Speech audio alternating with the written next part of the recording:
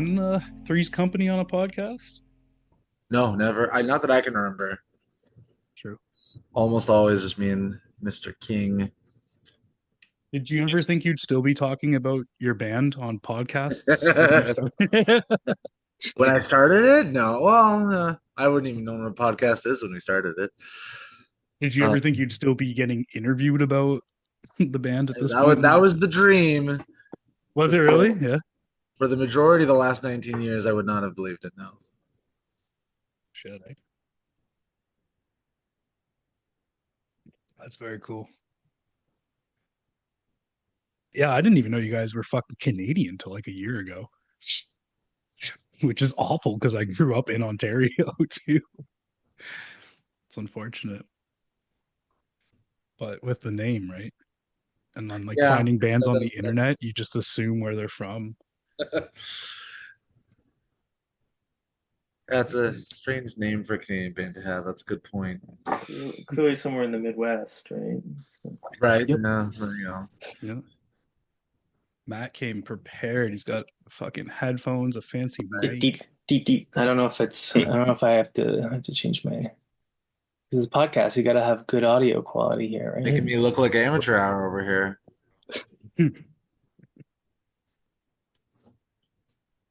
So, King, this guy's my neighbor. Oh yeah, you live in. This is the first time I've ever had that conversation on this podcast, and it will definitely be the last. Because I Yeah, was let's like, go "Are you deep. guys Let's go still-" deep. Yeah, there's like 3 fucking bars in town. That's literally all there is in town. Oh, and check this out. I've actually counted this, Mark, from to the 15 pizza joints. No kidding. 15 in a fucking stretch you can drive through in 20 minutes flat if the lights are good. We like our pizza, 15 man. fucking What can we say? I'm from Long Island, like New York, so I think it could like double that. Well, that within a makes 20 more minute drive, sense, though. Yeah.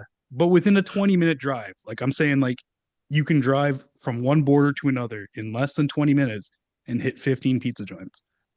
You got that?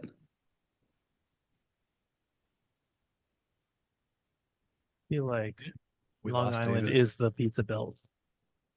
It's the pizza belt. I haven't been, but I do know they do have pizza. Can can confirm. Is that true? So you guys have pizza? Is that true, David? What was that? Just asking if you have pizza in Long Island. Uh, yeah, pretty good pizza. Pod- the podcast is off to a great start. There's a few spots. Yeah.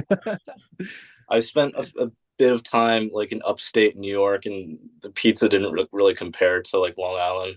Uh, You guys are your own like thing over there in Long Island, though. It's like New York slices with like a little more effort, I guess, put into it. True. I meant like musically too. Oh, To yeah, get off pizza. Yeah.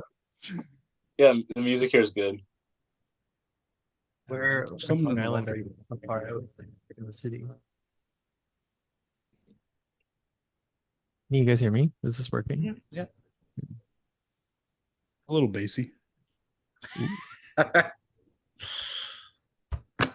Sorry, I'm just doing a preamble check right now. Anyways, I haven't really started much. Got an excellent view of Mark's crotch at the moment. Oh, and another. Holy shit, we got 3. No way. Oh, No it's a live way. thing?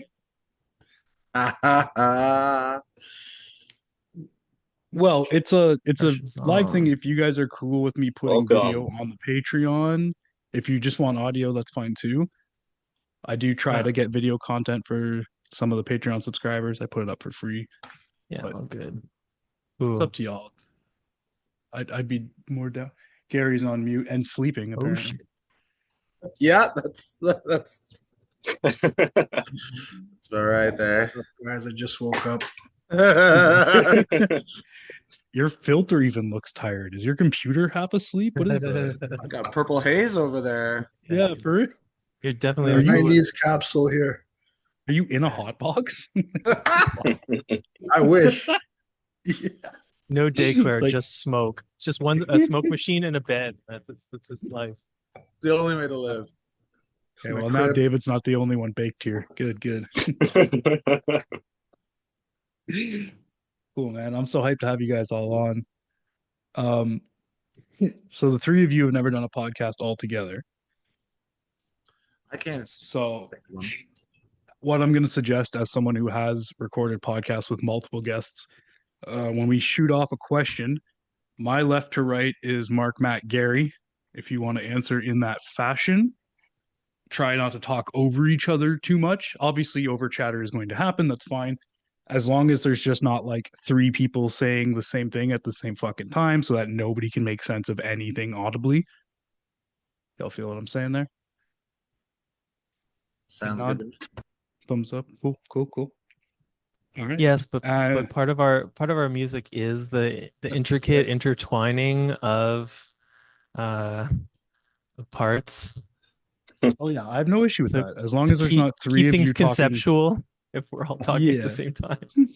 As long as the three of you aren't telling three different stories at the same time to make it an audible fucking garbage that nobody can hear. Because when I listen to podcasts like that, I just want to fucking tear my fucking brain out with like a fork and just get it in through my ear and out. So I don't know. At the end of the day, we could just say it's an experimental podcast. You just don't get it yet. it's very avant-garde. Oh, we've already lost Mark. Cool. So there's only two, so I'm gonna get it started.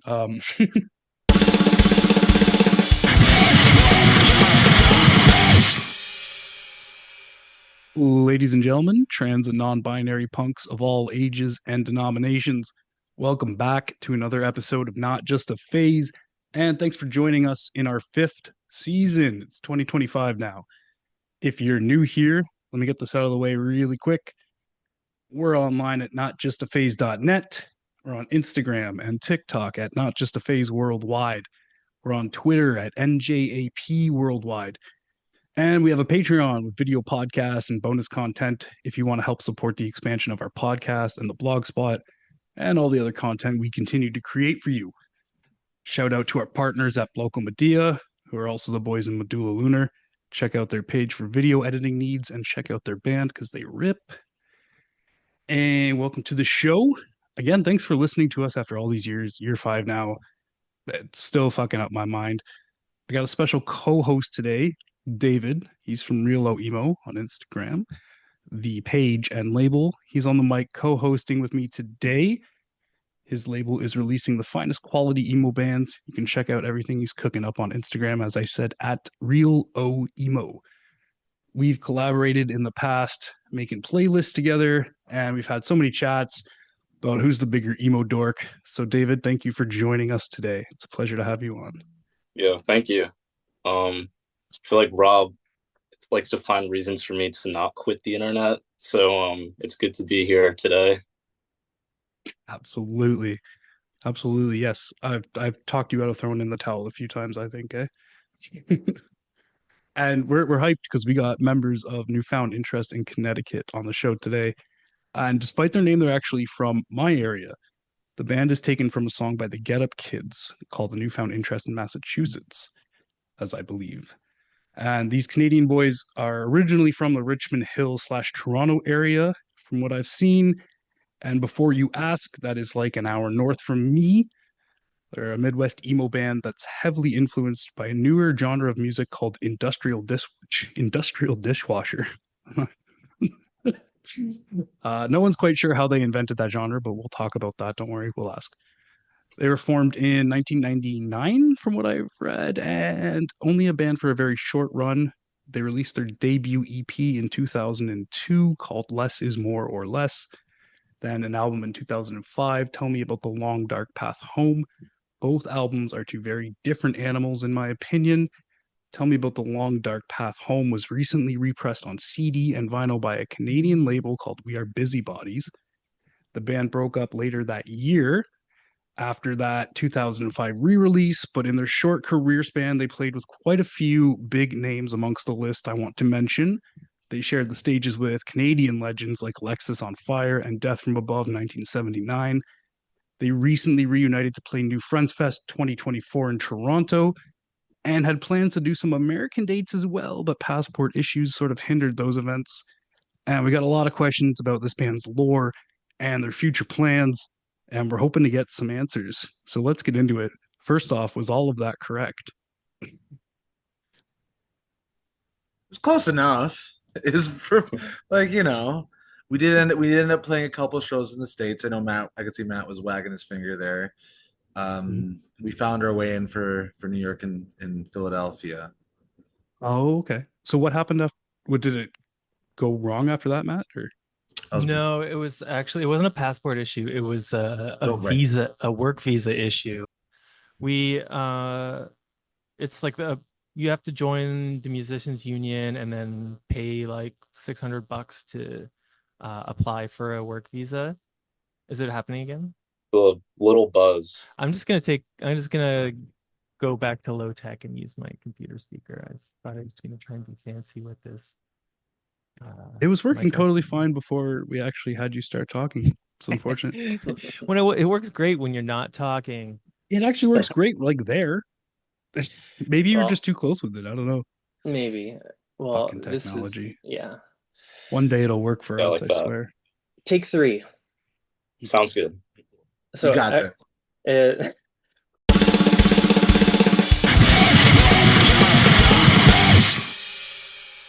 So actually- Mike's or vinyl scratch. So was all that research correct, Matt? You said there was something incorrect there? Actually, it wasn't a passport issue. It was a work visa related issue. So as Canadians to play shows in the US, we have to join the musicians union. And then after that, we can apply for a work visa. Normally takes 2 months, but they recently increased the price to make it more efficient. But now it takes 6 months, apparently, to get your visa. So we had to cancel some shows because we applied 3 months before those shows, and we didn't get our visa until 2 weeks ago, which is ridiculous. Because if an American band wants to play in Canada, you just need a letter to say that you're invited. From your mom or dad, it's fine. Yeah, it's like a Yeah. vampire or something. You just they'll come into your home if you invite them. Unfortunately, it doesn't work that way the other way around. So, anyways, we got our visas, card-carrying union members, and ready to party until the end of June because you can only get a visa for up to a year. So you guys are officially working fucking legitimate musicians who can travel to the United States. Yeah, I mean, the American Federation of Musicians, I will go on the record as saying, has the least amount of power over anything, and it does not actually provide anything except the opportunity to work in the United States. We did get a Happy Holidays card yesterday, email card, e-card, but it was nice. It was From the nice union? From the that they union? thought of us. Yeah, from the union. Really? Yeah, Oh, I thought you were shitting me. That's hilarious. yeah. There's a JPEG of the director's signature, so he really means it. Are they like standing around a Christmas tree or something? No pictures, just gifts. Oh, just gifts. No gifts. Just no gifts. Just gifts. It's well played. Perfect. So yeah, that was a little bit of a boring admin story, but it did suck for us because we had some sick shows in California with this amazing band Versus Self. I don't know if you guys know about them. Oh yeah, they're good. Definitely know and we about them, yeah. we had to cancel. It was tragic. It felt Worse than that, we had to watch the reels from those shows the next day of just Ouch. packed venue and everybody going crazy, and just imagining being on stage. Yeah, Ouch. while it was cold and rainy here. Serious FOMO. Yeah, to the extreme. Damn, yeah. Versus Self is one of the most popping names in screamo and emo right now in general. Big shout out to Kyle, who's been on the show and is a friend of the show. Yeah, just incredible. Yeah, I'm sorry to hear that, guys. That's terrible. All right. Hello. Stop. Hi, it's Mark from the Newfound Interest in Connecticut, and you're listening to And Then They Kissed on Not Just a Phase podcast. Yeah.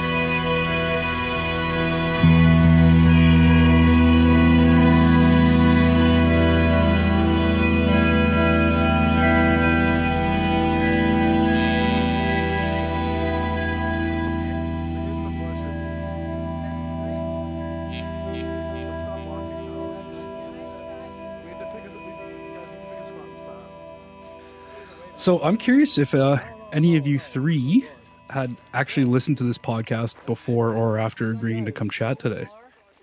I was like asking if you guys have heard the format before. For us, emo was just a phase, so we weren't sure if we were allowed in until we got the invite. And like Perfect. vampires, we've now entered your podcast realm. Perfect.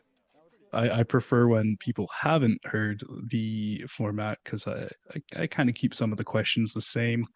They usually go in somewhat of a similar order, so I like when I have some new jacks, so to speak, some fresh meats. Outside of music, what are you guys doing to occupy your free time? What sort of hobbies and passions are currently happening? None whatsoever. For me, I mean, I've aged into disc golf of all things. That's one thing I spend a lot of time on. Okay. What does that Yeah, happen? otherwise I'm busy with my kids. So you're like in your late 30s then? No, I'm just turned 41. I just entered my 40s recently. Okay. Yeah, I'm a few years before the disc golf thing, but I see all my older friends doing it. And I'm like, what? I'm like 3-4 years away. I'm just waiting for it. I don't know how it happens, but one day you're like, this is so sick. Yeah, you just wake up and it's over. Like this is Matt, me now. what about yourself, Matt? Are you disc golfing? I've dabbled, but I only have yeah. I outside of music, I help run a music festival and I do like tour managing for bands and other music admin stuff. So I guess that's a passion. I used to play a lot of squash, which is also an older white guy thing, common. I mean, the Egyptians are the best, but whatever. Thing to What do. is squash? Squash, it's a racket sport where you hit a little black ball against the wall, and then your opponent then has to hit the same ball against the wall Squash again. different than racquetball? Yes. Is it different than highlight? Good to know. Different racket, different ball, different court markings. But yeah, but I gave up squash because I now have an 11-month-old child, which takes up an enormous amount of time. Happily. Well, congrats. Thanks. Absolutely. Gary, are you doing something that's slightly more adrenaline filled than these? I play a lot of chess. What's chess? So that's what you're looking for. This is So truly the chess- old man pod. This is basically how it looks like, but I'm usually playing chess at this time of night. If the, in Well, like chess.com. chess.com, I was a lead chess guy, but then sold my soul to chess.com as the ratings seemed more official, and I just went with that one. What's your Are you? score? Yeah, you ranked? Oh man, I don't know if I should be sharing this kind of. I'm getting. I'm around 1400 in the. What is it? The rapid. Globally? Whoa, like it's like a rating. It's just a rating. I'm like. Gary, Is that you've been amongst the elites in gaming in the past, Yeah. haven't you? I have. I have. Brag. I don't like to brag, Oh, Gary's got a but history of being an elite gamer. are we there in the was this. presence of a professional here? Is that what's happening? Yeah, if I spill too much, you guys will find my record. So I'm gonna keep it on the DL. But Okay. yeah, that's what mostly I'm doing, and yeah, just some other musical project that I. Oh, nice shirt, Matt. Yeah, that's the Is that the project project? For that those I've who aren't been. watching, you wanna give us some info on that one? Sure. Yeah, I just kind of started as a solo thing for me like 2 or 3 years ago. Just kind of writing all the parts and using some like MIDI drums usually. Matt was in it for a while. We were playing live, and then we had another old drummer of Newfound actually, Danny. He was playing drums as well live for a bit. But yeah, just kind of going solo now. It's a little bit quieter these days. Trying to write some more tunes. Yeah, it's called Med. One record's up. One record's out. It's up on all the mediums and vinyl. So that's my yeah. That's kind of the other thing that's happening for me musically. Word. All right. I think this is my turn now. So I found you guys through like YouTube, like the Long Dark Path was on there. Like I'm sure like a lot of people found you guys that way before you guys went on streaming. And I think it was Mark who left a comment saying that like you had plans to like repress the album. But this was like years ago and it took maybe I don't know, like 7 years to get to the point where the Long Dark Path was actually re-released. So I'm just wanted to know what was like the process that to get that done and why it took so long. Um, I think to answer the last part of the question, a lot of what took so long is that it was sort of self-seeding. Like you'd have like your comment, my reply, but like it took a number of years just for somebody to find it on a torrent site and then email or find us and ask if they could upload to YouTube, and then the YouTube took its time to find all its people, and it took enough time for it to start. It took a while before we realized what was happening there, and then had labels starting to reach out to us, and so like it's just like all of those things individually, since no one was actively doing them. There's no PR campaign or anything like that, right? Like that each one of those things took its own time, and and yeah, like and then a few years later it brought us all together too, right? Like it's just it all happened in a very organic way, but because it was organic, that I think you know had Mm. it needed to find its own time. Do you remember like the point where you're like looking around and you see all that like there's like a lot of like interest like building up on this album?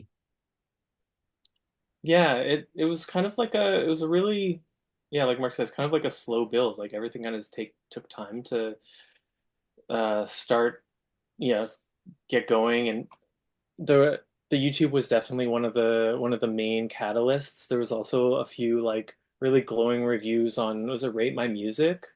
Hmm. Is that the website? Yeah, that's it. A lot of people, there was a few people that were just like, this album was like, important to them. And it was, and then I remember it was like 2014. Mine and Moshe's other band was on tour, and we're like, somebody's like, oh, my friend back home got like a sleeve of your album cover, like a full arm sleeve tattoo. I'm like, oh, Wow. that's wild. That's cool. And then like I ran I had a Discogs page with all my band's releases from Newfound onwards, and I started selling like I held on to like I think we maybe had about 150 of the original CDs left. And it started just like get like an order, and then a couple months later, another order for a CD, and then like two in a month, and then three in a month. It really just like slowly built. And basically by 2020, sold all CDs, and we're like, well, people still like it seems to be getting more and more.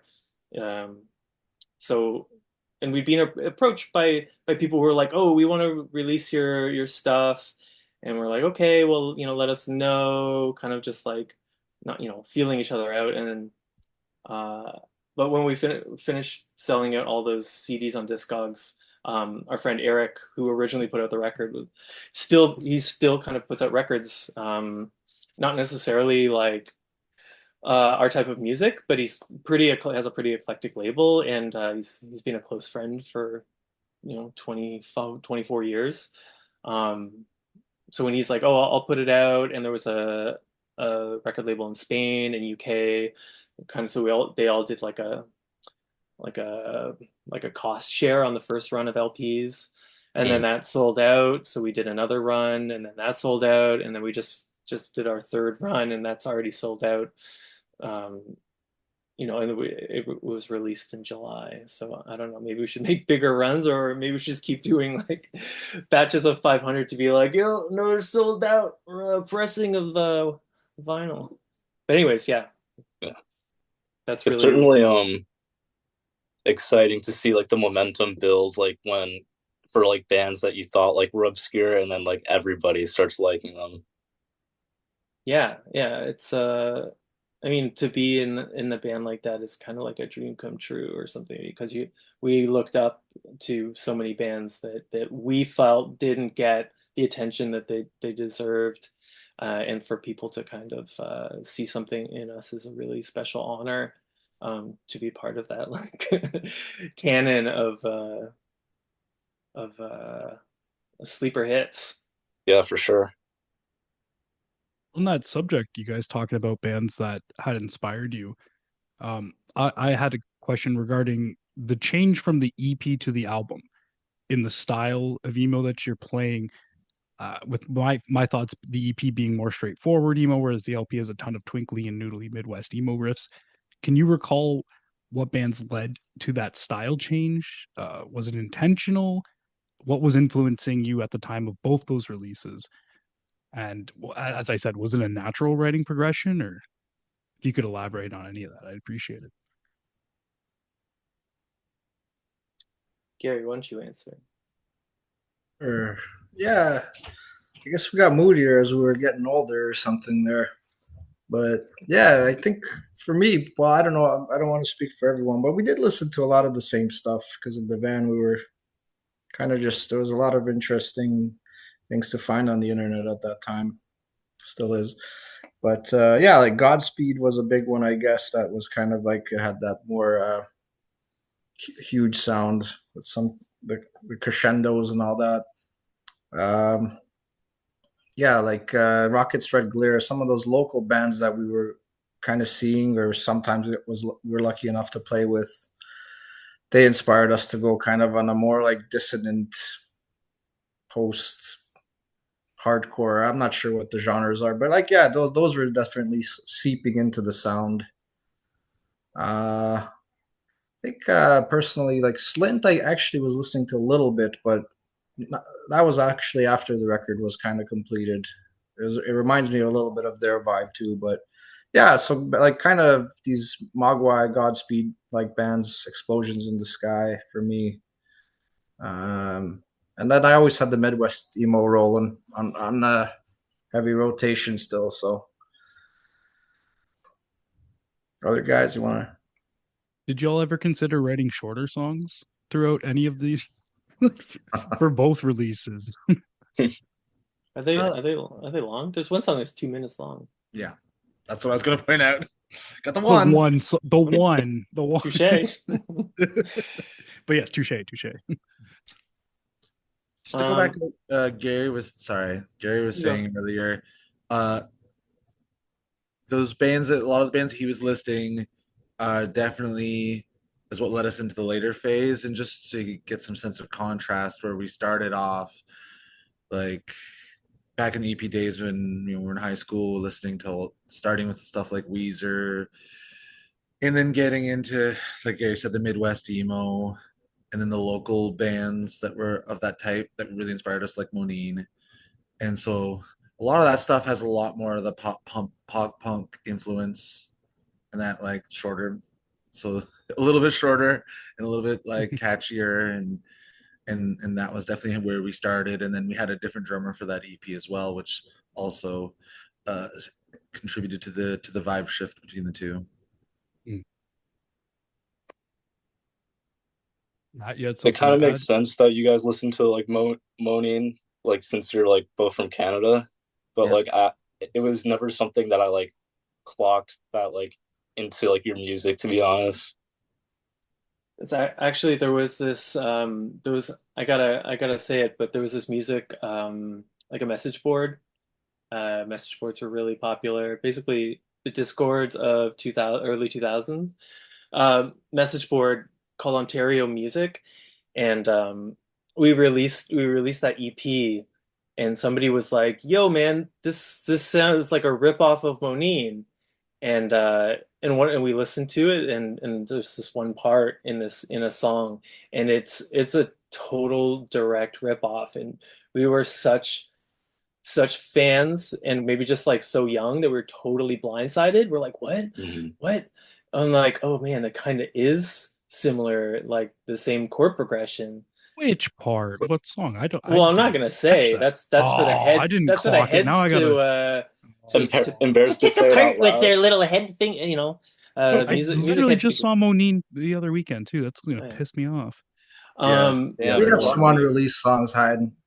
So actually, that I think in some ways that was also a catalyst. You know, it's like, you know, if our first EP was like the Alexis on Fire EP or something where it's like just like banged off right away and people were like, fuck yeah, then we're just gonna like keep doing that thing because it's like we've been validated. But we were kind of like we were just another schmo band from Southern Ontario, and also got called out for ripping off another local band. So we were like, shit, we gotta be serious about what we're doing. We're not just, you know, really like be mindful, be a little bit more mindful, and really challenge yourself to make music that maybe doesn't that maybe sounds like its own thing. And so that's kind of one of the impetuses for us to really like how can we expand on these influences that we have, and diversify, because we were listening to Mogwai and Godspeed and other kind of like slowcore bands during the EP era. It's just we hadn't, like, there's like small, you know, long ass songs. There's one uh, uh, example of like it coming through the music, but as far as like more stylistically and really like working with like pushing dynamic and telling a story and kind of like building and releasing tension and stuff like that, we definitely worked a lot more on after that EP. And you know, yeah, there were some songs that kind of in between the EP and the album that just didn't end up getting fleshed out to the to, but the album songs, we really, even once we finished writing them and we're playing them live, we spent a whole bunch of time finalizing them, and seemed to work out. I'm excited to get the message from someone who hears this and tells me what Monine riff. Sorry that I took Oh, all they that knew? and diluted it to that little part, but someone will They message me and tell me. Oh, someone messaged you. Oh, I thought this. Somebody will, once they hear this. They'll be like, this is what he was talking about. This is what Matt was on about.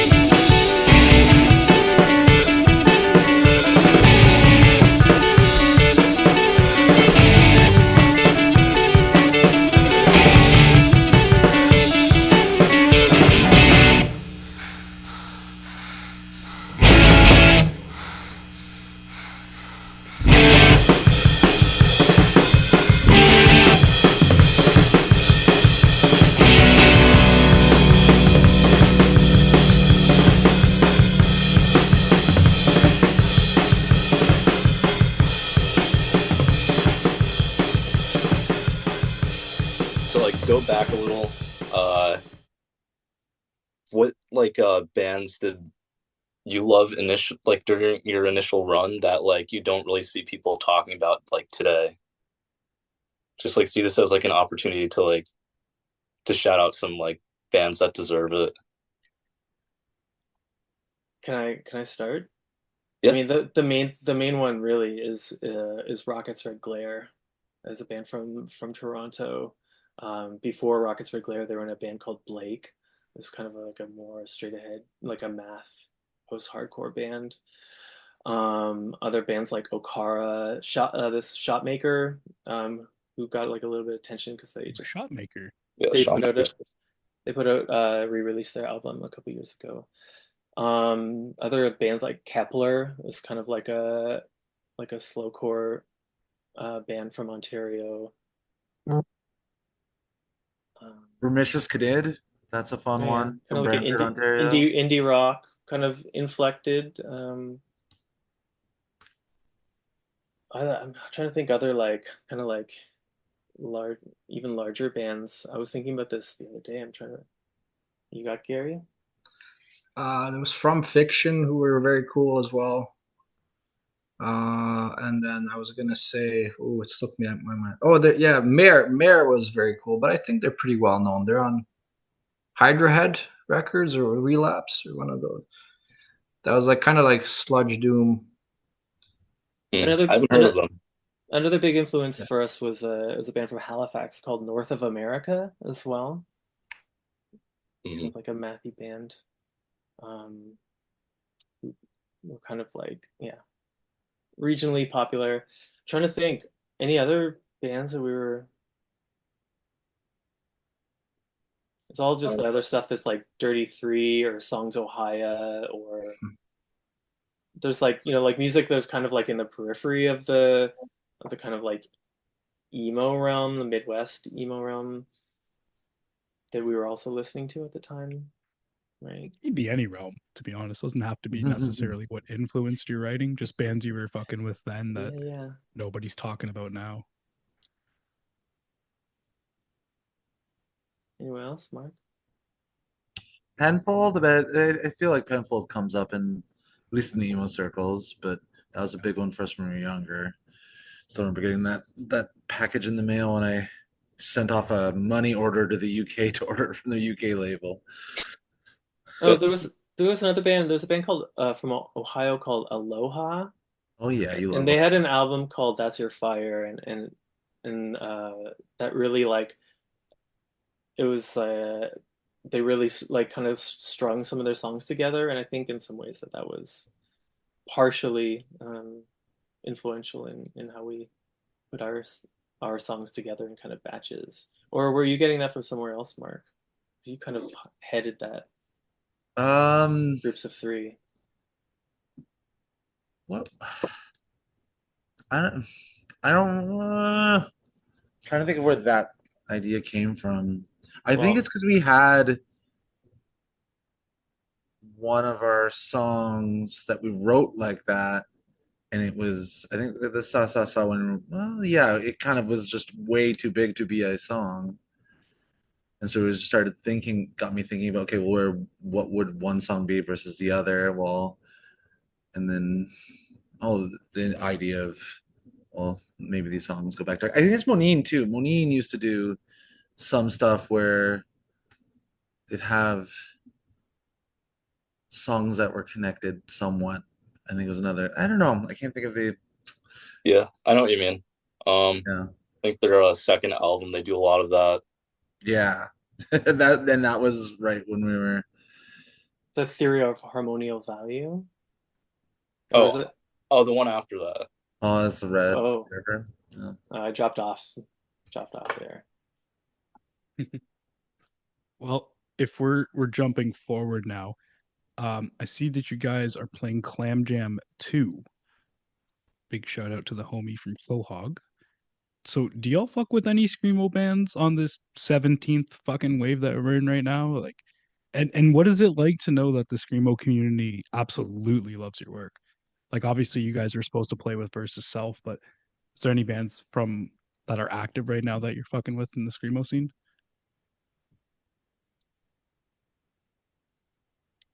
Um, Mark, you want to go? Sure. Sorry. I mean, it's tough for us because like that had been a big part of our lives, but like 15 plus years ago. And for the most part, none of us were really, I don't think, listening to any of these recent waves until all of this started going, really. Like being on the fest last summer uh, was a great way to sort of reconnect with the scene that we used to be so active in, but then has completely evolved in new and awesome directions. So, like, I from the festival, the one I really connected with Radura, the Italian band. I know that's not super screamo, but there's a decent amount of screaming, and it's really I love their stuff, and Italian they're lovely screamo is so guys too. romantic and melodic, and Radura is an Yeah, amazing band. yeah, and they Yeah, were they're very watching our melodic. set from the side and come up afterwards in the Italian accent. Oh, we love your music, and it was just it was the sweetest thing. That's awesome. Yeah, another band that I thought was really cool from New Friends Fest, this band Emma Goldman from Vancouver. They were pretty sick. Um, While we're shouting out Canadian bands, I dialed your number from Halifax. It's a yeah, band who I actually discovered through the Newfound Discord. Uh, yeah, their music's nuts. I yeah, love, and yeah, and some of them were at the fest too and said hi, and they were super cool peeps. So yeah, no, yeah. Your Arms Are My Cocoon were another band that really stuck out at the fest that we played. Mental And band. Yeah. then even in the shows we played in the States, we played with this band Pyre, who were just like awesome band. I mean, so we're not like, I'm mostly listening to stuff like, I don't know, Yellow Magic Orchestra or like Turkish psych music. That's kind of the world that I've been like What exploring these what is days. Turkish psych music? Sorry to cut you off, but what the fuck is Turkish psych music? It's Is that Yeah, a just like genre or a yeah, band like or psychedelic music from Turkey. oh, it's From exactly what it sounds like. Okay, I'm Yeah, an idiot. yeah, Cool, yeah, cool. just All like right. global psych and garage kind of music, all Oh, that kind of like reissue shit. Dub reggae and like Japanese city pop. Like that's the kind of the world that I'm exploring these days. But coming back to just playing shows with some bands, and you're just like, oh shit, these people have like yeah, like I Dialed Your Number or Your Arms Are My Cocoon. They've kind of like taken all these influences and just like twisted them in such a way that was like unfathomable, and it's really inspiring or uh, glad to see because there's some other bands that are kind of taking the screamo stuff and really like codified it, like really squaring out what a screamo song is going to be, and it's really like not to say that it's formulaic, but there's this formula that they have. So, anyways, I'm kind of interested in when people um, are taking this like influences and also like mashing them against like a I don't know. I don't even know what kind of music those kids listen to, and that's what I love Mhm. about it. What would you say were like the biggest differences between like the scene today and like the scene when you guys were like first playing shows, besides audience size? Gary, you got something? Well, I've only been to a handful of the newer shows, so I don't know if I can compare it well enough yet. But yeah, very DIY. Back in the day, I remember just playing basements or, which I guess you said, yeah, not the size of the shows, but yeah, it just kind of came up. Every little town we went to, there was always some screamo or emo happening at that time. Uh, it's just a good outlet for energy, I think, for youth. So it was, yeah, it actually took me a while to like. I think Alexis on Fire was like when I started like embracing screaming or like starting to dig it as a little like conservative with my emo in the beginning, and then yeah, it just opened up after like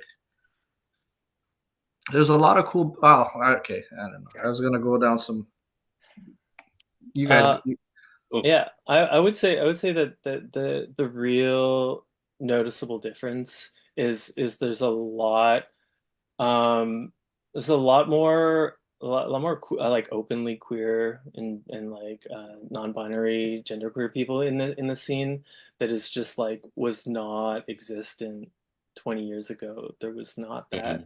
A lot of the bands, I mean, in our day, screamo was like really vilified uh for the constant like machismo and like yeah, like that aggression and the lyrics that were always about like you broke my heart, you stabbed me, like, but it's like this like I don't know, just like one-sided like violence against women Cliches. who don't have a voice. It Uh, seems like that there's maybe a little bit more openness for different identities. It's still very predominantly like I would say predominantly like lots of white people still, um, but that even in the past it was yeah, there's not a lot of like racial diversity, but definitely very noticeable that there's lot more queer kids, which is cool to see. everybody is welcome now. Yes, Hmm. indeed, indeed. Yeah, that's the most tangible difference that I've noticed. I mean, I haven't really like dug into lyrics of bands these days, so I don't know exactly if some of those other like uh, I don't know if some of those reactions, like feminist reactions against screamo, have kind of like permeated in to being like embraced and changing kind of with the nature of what the of like how people are um, like the agency that people are get or like what people are singing about. I don't really know as much. Hmm. I hear what you're saying. There's far less villainous portrayal of heartbreak towards towards females Yeah, in the lyrics now than That's good to hear. there was in the I think early people are a early lot days. more self-aware when it comes to things like that, since like we Yes, are, it is more diverse now. Like people kind of cringe if it's just like a one-sided like I don't know, things like that. Hmm. That's great.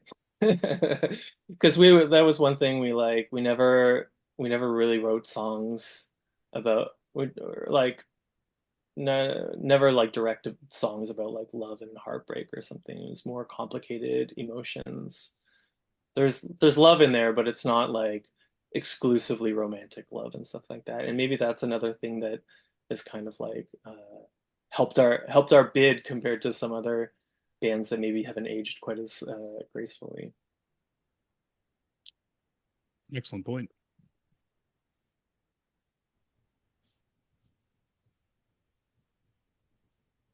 I was waiting on David, but Oh, I was waiting for Mark.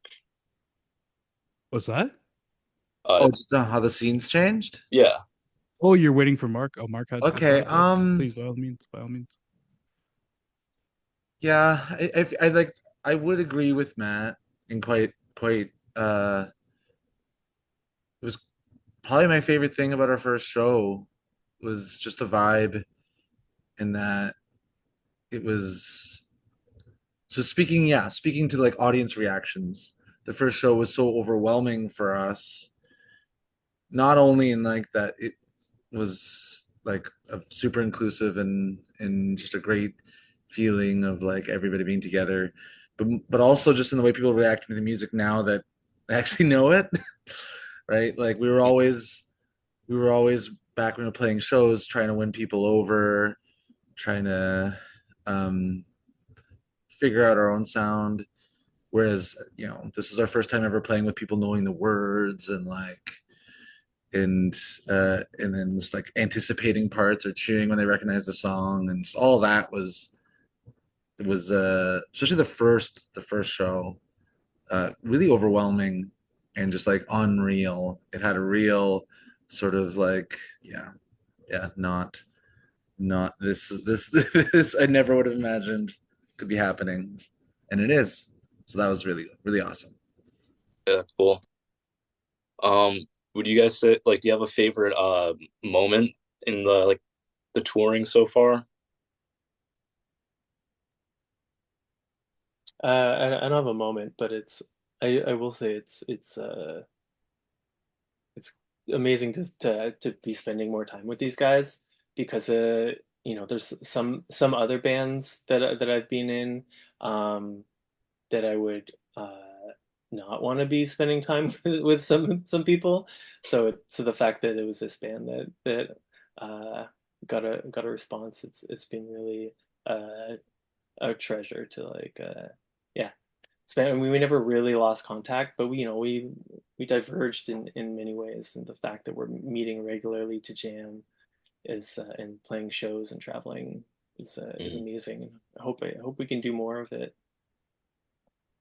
In a moment that stands out for me related to that, because like for me, what I missed most about the band was like Matt was saying, the connection and feeling a deep connection with people I've known a long time. And that actually was what started the show as well, was actually like after the concerts, talking to people and hearing different stories of where they came from just to see us play, or like when the album connected with them and how much of an impact it had at certain times in their lives. There's a story after story like that, a person after person you'd meet, and like it's one thing when it's like comments below an Instagram post, but it's another thing when you're like learning about someone's life and learning about you know uh this thing that is that brought us both there, and it was just like super cool, and everybody was just really fun and nice too, which is awesome. We're signing autographs. That's about that's Seriously? Yeah, that must feel Yeah. huge. it was Sick. weird. It was Yeah, weird.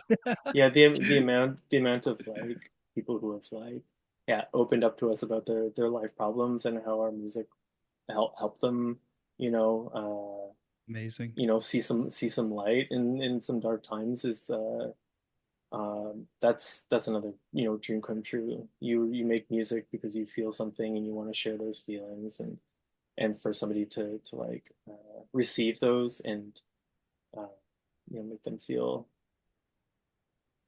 them feel as well is that's uh, why we started making music. Yeah, I was just gonna add that at that festival, like just the crowd, like being very quiet in our quiet parts. I was really like moved by that. I was like, wow, people are actually listening here. Like, because I don't know why this popped in my head, but we played a show in like one of our favorite little towns in Ontario, Cobourg, and I just remember two, we were playing, and then two guys kind of just whipped it out and had a sword fight during our set, and I was like kind of questioning my life at that point. I'm like, man, like What? we're playing some like moody music here, but two guys are just sword fighting. Like, what am I doing, man? But yeah, huge contrast at the fest. We So had none of that at the fest. No, no. Wasn't Insanely disrespectful and childish. What were they like? well, Coburg, Teenagers? anything goes. It's one of It's quite a small Coburg, town.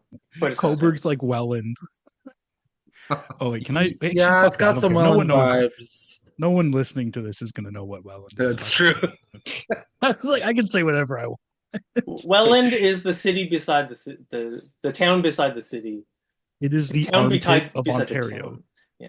It's the armpit of Ontario. I've been It- saying that forever. it's also called the Rose City. Oh, Well, they do is have that Welland? they do have an awesome motto. Do you know what their motto is? I You ready actually for don't know. this? Yeah, I get it. The town's name is Welland, and their motto is "It's all well and good." Fuck. It's all well and good, eh? Pretty good. That sucks. I hate that. Well, everybody would hate me for not doing my job if I didn't ask, can we expect new material? You guys are playing, you're doing shows. You want to give me an inch?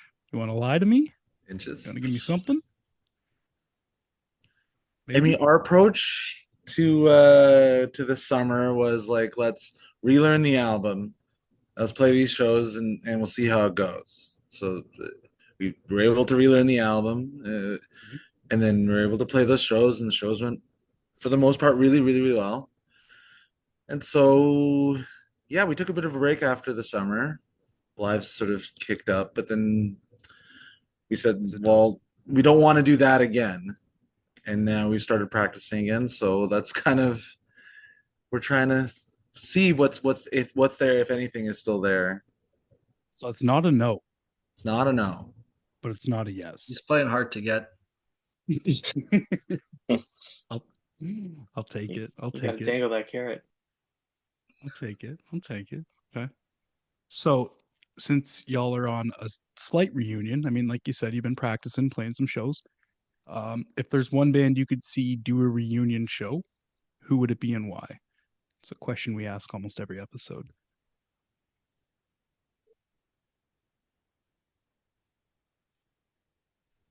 Just one, because you're probably thinking of like 100 right now. I personally am not into when bands reunite. I think it's lame. Says the band that just recently reunited.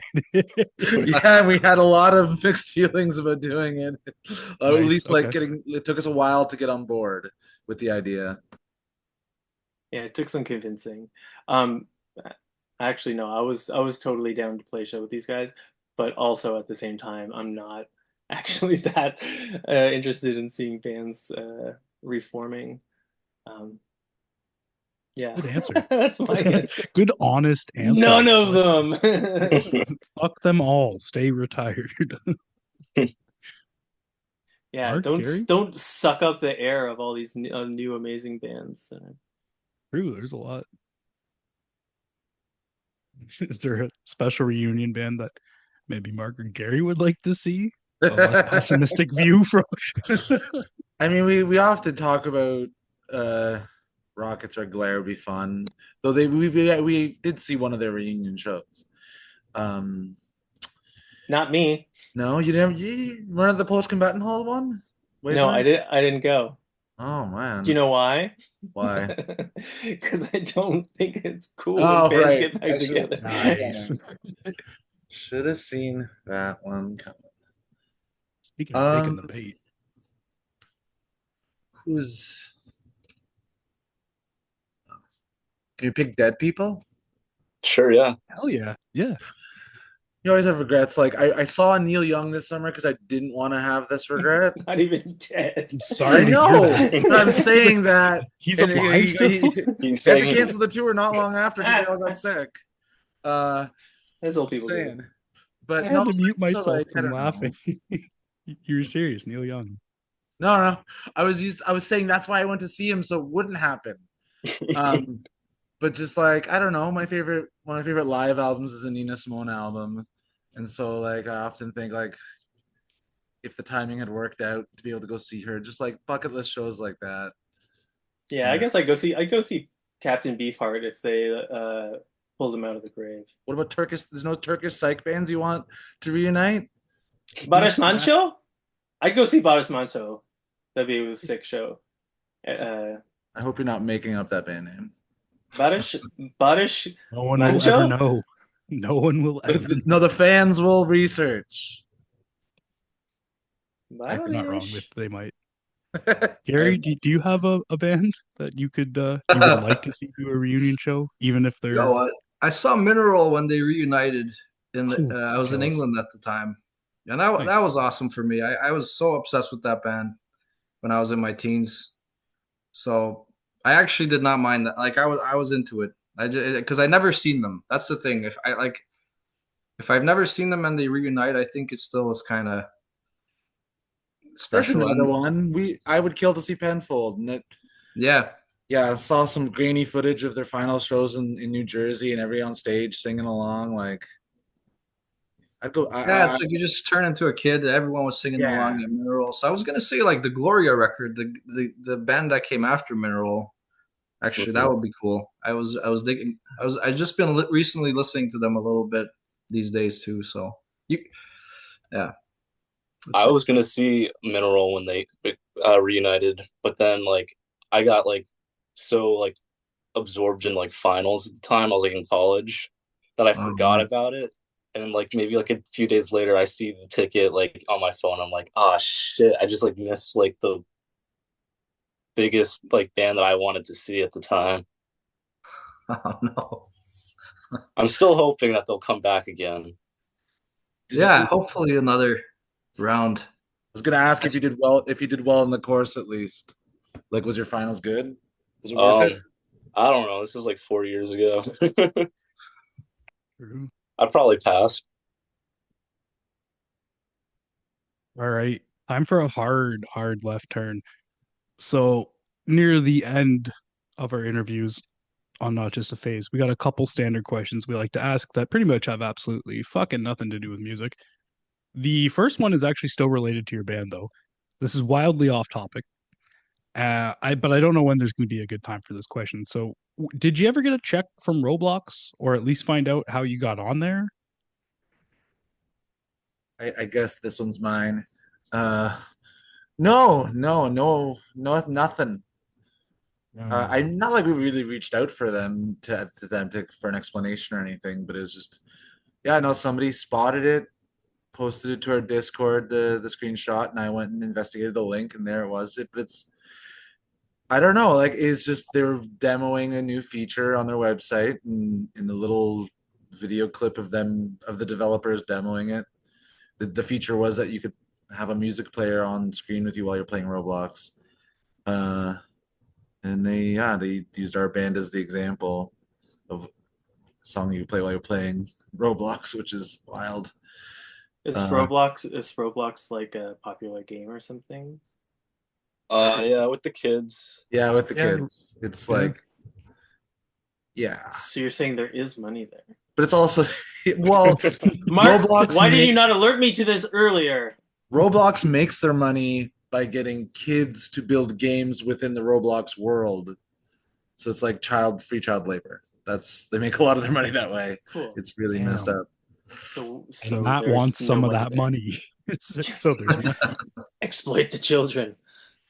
Get more kids to steal their parents' credit cards. Yeah, I know. That's what I was feeling all this time. It's like those Minecraft memes where it's like the children, they yearn for the mines. It's terrible. It's so accurate though. Yeah, Roblox is. I didn't expect that when I saw that post on your Instagram. I was like, how the fuck did you get on there? Okay. Well, another wild left turn. A lot of Not Just a Phase fans are international. In fact, most of our fans are American, but we get heard all over the world.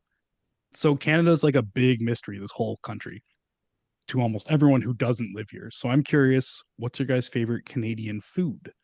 Poutine, all dressed chips, maybe Timbits, Harvey's. Don't say ketchup chips because they're disgusting.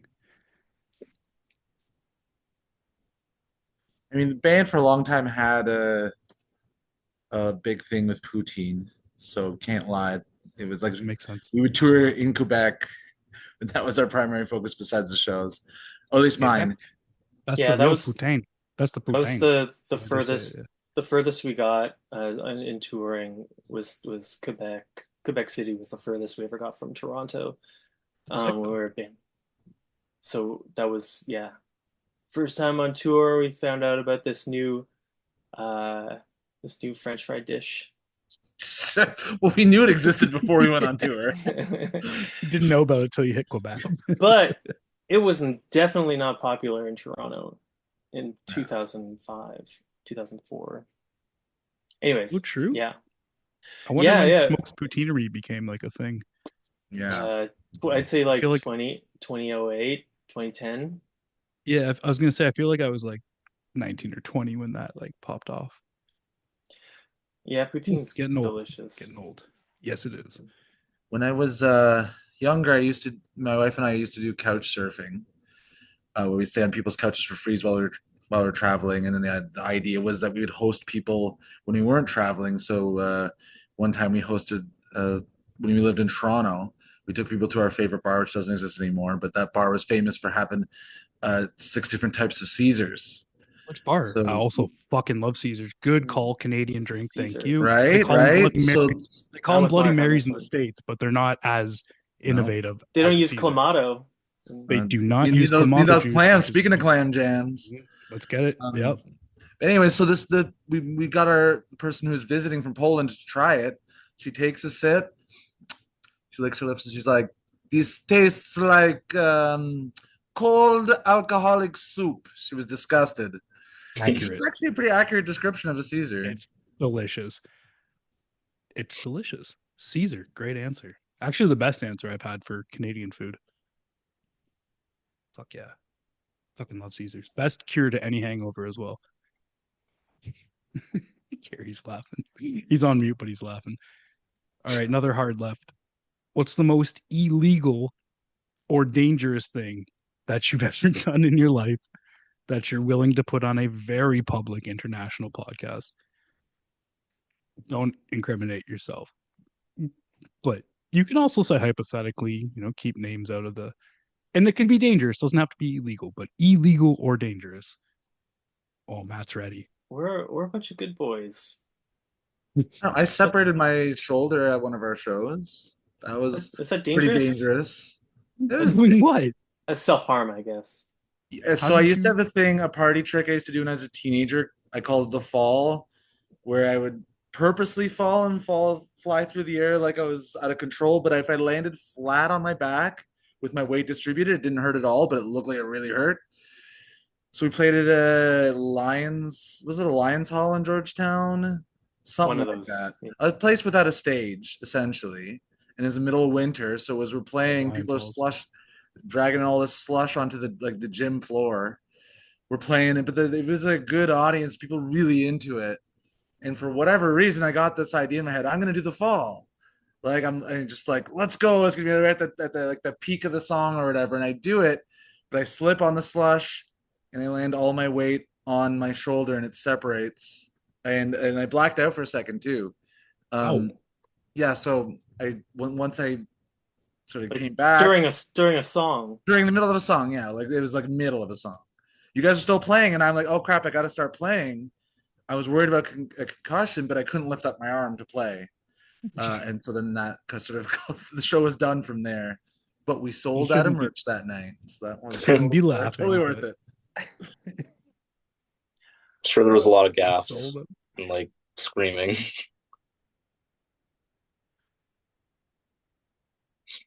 Yeah, I don't know. I've been arrested, but I've never done anything illegal. Oh, what were you arrested Arrested. for? And how did you get arrested if it wasn't illegal? Well, then again, cops. Good point. Answered my own question. Answered my own question so quickly. What did you do? I was living in a house with some friends, and we had a party when we got evicted, and we were having a party, and the band that came after Newfound was playing, and some people came to that party to like fuck up the house. Hell yeah. So like I was like, this is a bad scene, I'm out of here. So I left, but then came back later to be like, did we get all our gear out of the space? These people are being like savages. And it was then that somebody lit the house on fire, and the police came, and my bandmate couldn't find his keys. We had all the gear in the van, but he dropped his keys somewhere. So we're looking for the keys, and I didn't want to bolt, so I stuck around, and then the cops came and arrested us and told us that they found a dead body inside the house, but there was no fucking dead body. And it was Kids like, want to see a dead body. yeah, it's kept us in the police precinct overnight, and then I'd spent a bunch of money on a lawyer. And now whenever I cross the border agents, really? They're like, hey, why'd you get arrested in 2005? And I have to be like, well, I used to be in this band. Okay, so I guess that's hard band. Matt's a pyro.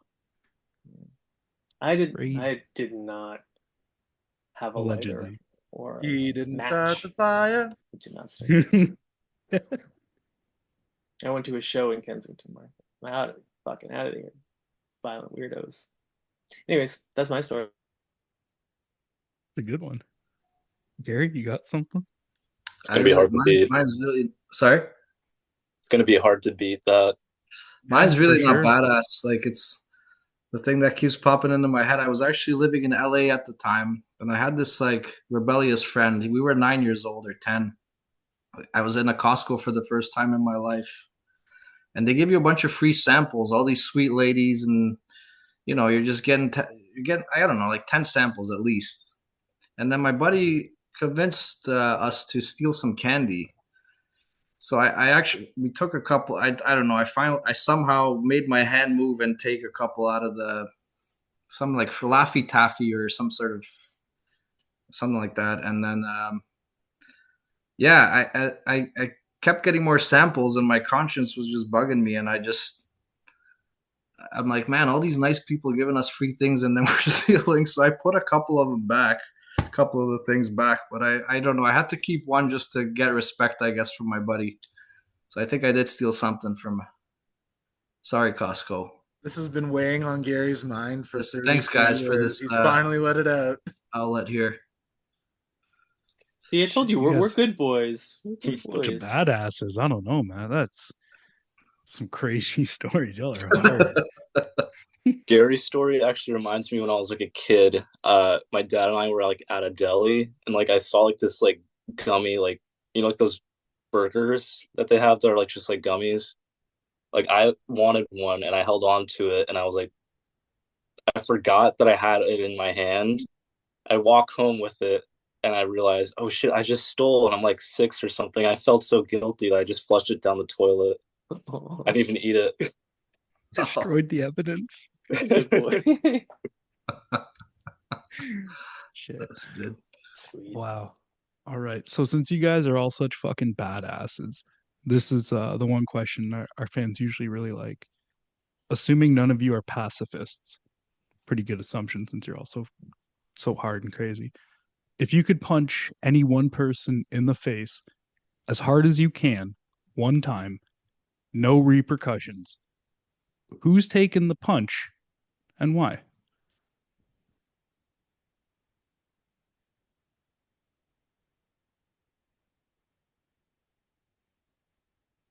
You got some thinking for those of you listening to that dead air. Yeah. You're asking the wrong band. I don't really. I ask every band, that's why I do it. Man, we are like the least fighty people.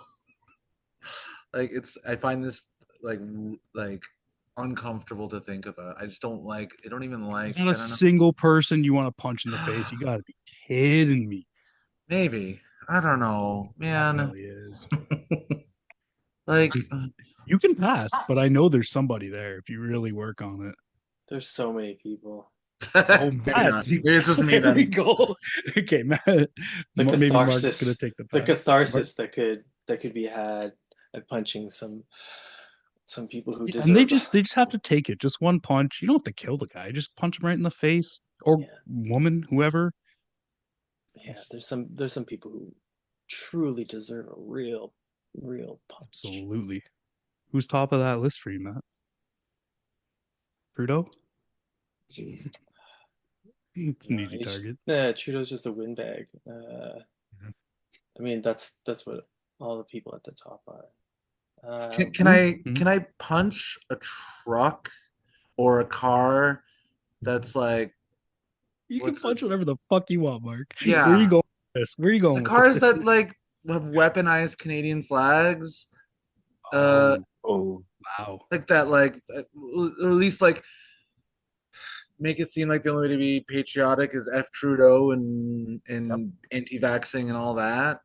Yes. You're like like those people can have their beliefs, that's fine. Like obviously whatever, like teach their own, I'm fine with that. But then trying to make it seem like that's the Canadian way and that represents all Yeah. Canada, that really grinds my gears. Yeah, using the Canada flag to represent bigotry is not a good look. Fuck those guys. I like say that each punch. foot. No one's ever wanted to punch like a concept. I usually go with That's person, but my speed. That's beautiful, Mark. Thank you. That's Thank my you. Great speed. answer. See, you worked for it, and I appreciate that you dug for that. Thank you. That is true because those fuck Trudeau things, you see them on like every truck, and you're like, okay, I don't like them either. But like, does it need to say that it speaks for all of us or for everybody, or that's like an entire identity? Eh. Can we translate this for the American audience? Do they Oh, know please who do. Trudeau is? Yeah, The yeah, guy who we did know. blackface. I'm assuming that's how they might know it. I think at the same time, you can just like we can relate to like all the truckers like out here that like Oh, sure. put all their flags on the back of the truck, or like some of them even put like a picture of like Biden tied up in the trunk. No shit. Oh, That's dark, man. I don't know. It's y'all are, just y'all it's are definitely crazy. strange and obsessive. But like I Unhealthy. like do whatever you want, but like why do you care that much? Mm. Yeah, man, I don't know. There's so many amazing people in the United States, but there's a lot of garbage there too. Like bad opinions of like a Yeah, we real know. imperialist country, and Canada is just like the little brother looking at that and picking and choosing things sometimes. Um, and yeah, this fuck Trudeau thing is totally like the Canadian version of the MAGA set, I guess. No comparison. It's I don't dark. like the guy personally, but I see the point in making that your identity is Yeah, so it's fucking all ridiculous. hyperbole. It's Mm. people who have, sometimes people are so close to getting it, but they just don't understand how far away they are from like actually understanding, you know? Oh Jesus. It's, We got 2 questions left. Gary, did you have a punch in mind throughout all this discourse? I'm thinking of some relatives here. I'm going to keep it. I'm just going to stay silent. Speaking of relatives, I'm, that's shout out to the family. It's you know what? We're a couple days away from Christmas. We should all be thinking of our I know. family right now. It's I a get beautiful back to you sentiment. after Christmas. Hell yeah, Gary. I appreciate that. All right, one last crazy left turn before we get into the wrapping up session. If you guys could give the world a gift, what would it be and why? It does not have to be a material possession. It does not have to be a PS5, but I would love one. Are we giving it to theoretically like everyone in the world gets this? The entire population. Yes, sir. Oh boy. Oh yeah, take your time. Especially since you didn't have the questions ahead of time. It's a big thinker. I don't know how to answer this. I just like asking it. Putting people on the spot. That's what I do. Food? There's hungry people out there. If I'm giving Oh yeah, everybody something, it's a good answer. food and shelter, can't go wrong with that. Universal basic income, baby. Essentials. I was just gonna say one big long breath in and out. So everybody I just haven't got take a that answer breath. yet. I haven't got that answer yet. It's a good one. So food, air, shelter. Really, Mm-hmm. Everybody gets a bag of ketchup chips. Fucking worst answer, Gary. Ketchup chips are so bad, dude. They're not they're just even if you like them, they're not that good. I don't get it. Yes, for those of you international listeners, ketchup chips are a thing in Canada. Unfortunately, I don't get what is so great about them, but David's gonna take us home with the last 2 With questions here. Sorry, I would just say Oh, you had a without ketchup chips, you would not be able to have all dressed chips. yeah. Which Some is which is important Canadian cuisine. all Do you dressed guys have chips. now I need mustard chips? Ooh, now I no. need ketchup chips do imply the existence of mustard chips, but now now I have to Google what came first, the ketchup chip or the all dressed chips, because all dressed chips are delicious, but ketchup chips kind of suck.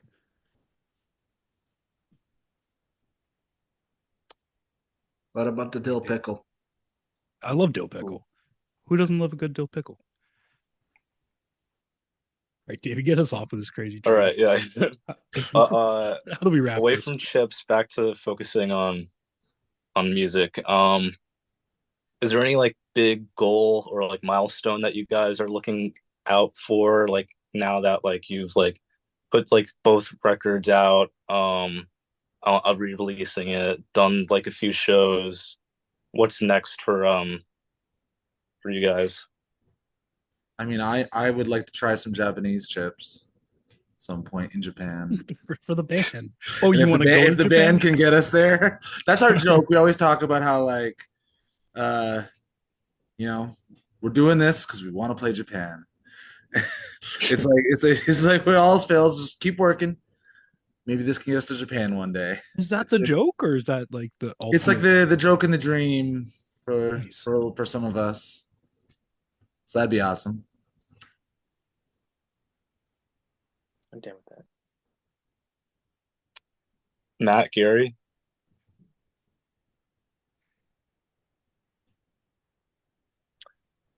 I'm just ready to rest on my laurels, you know, just like float her out into retirement, making making money off those $5 shows. That's penny Roblox. fractions, penny fractions, baby. Yeah, Out of our royalties. Roblox. All right, perfect, Maybe guys. sneak some new material in there somewhere. Ooh. You know, Hell yeah, please. Yeah. Gary's got some good goals. I like it. I don't know if it's gonna be any good, but That's a mountain to climb, though. Too similar, not similar enough. I think Too if there was long. just even just like one like new song, people would eat it up. True. And spit Matt's it out. Matt's already being so positive about it. I have a very, very thick filter. Things are really they really got to get through. You got to go through the ringer to be newfound worthy. Fuck yeah, guys. This has been such a fun chat, informative, good times. Before we roll credits, any last shout outs, any plugs, any causes you want to speak on, fucking anything you want to talk about, the floor is yours, the mic is yours. And then on the audio podcast, we will play the outro, say our sayonaras.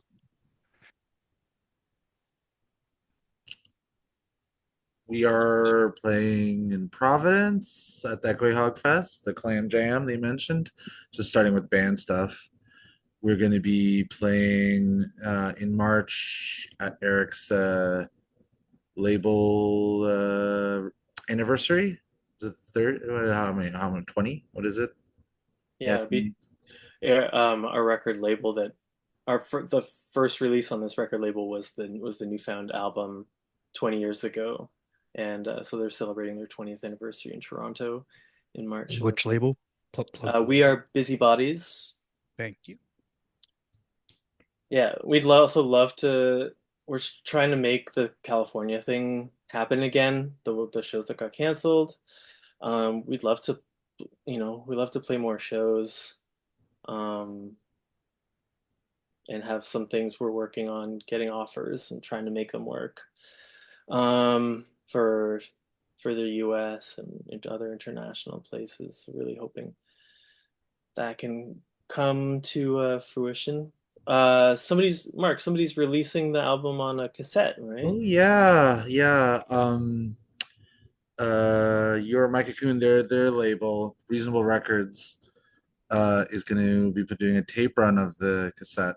I think the goal's to have it ready for their next batch of shows.